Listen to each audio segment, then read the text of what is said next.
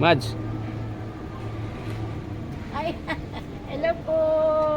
dito na kami.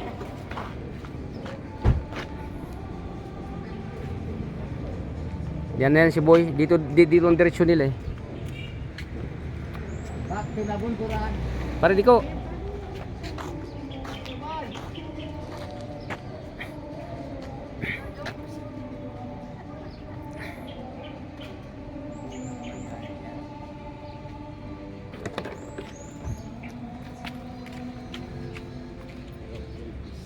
Yan, ito ang bahay ng kapatid ko. Pista na lang ngayon kaya pumunta. Nandiyan sa loob lang yun siguro. Ay, sarado pa. Boy! Boy! Denny ka? Nandiyan ba sila, Day? Sino ba nandito? Nasa ako, boy, tay. Nasa sa tindahan. Ha? Nasa tindahan, si nanay. Dito na kami pinadreach eh. Si ako, boy. Doon siya nagluto? Oo. Ah, ganun ba yun?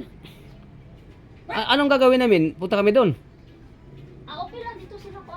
Kaya magkuhan sa kutay ha. Pasok. Dito na lang para makapahinga sila. Oo. Ako sa likuan ng tayo. O kasi mainit doon eh. Hi, Day. Dari lang si, ano? Good morning. Good morning. Ano sa Atila? Saan sa Atila? Si Ilay, may lakad sila. Ah, Kaya pinahiram lang yung kotse. Mamaya iuwi din namin kasi gamitin nila sa kahapon ang gabi. Ihatid si Ilay sa airport. ay, unya na din muli si Atila. Oo, tapos sila naman bukas. Tapos sabay na sila dyan. Dili mo agto sa Atila dili. Tingin ko hindi na, Day. Hindi na makaano. Hindi. Oh, walang trabaho? Wala kasi sa pista eh. I-enjoy niyo muna yung pista niya. Matagal yung vacation mo ah. Iwanan mo natin si Mads dito, pwede ba, pre? Puntahan na, parang makapahinga siya. Puntahan natin muna si Boy. Nandun daw. Saan? Tapos bumalik din tayo sa tindahan. Umapahinga muna ako nito. Kayong dalawa sa mga... Kami na lang muna? Tapos, balik, pupunta pa sila dito. Oh, babalik. Oo, pupunta ako dito. Saglit lang kami doon, Mads. Ha? Oh, sige. Ito na.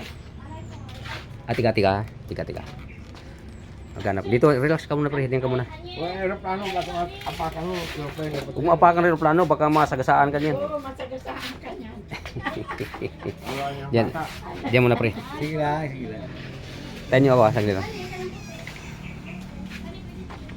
Ayaw mo na kami, Lak. Sige na.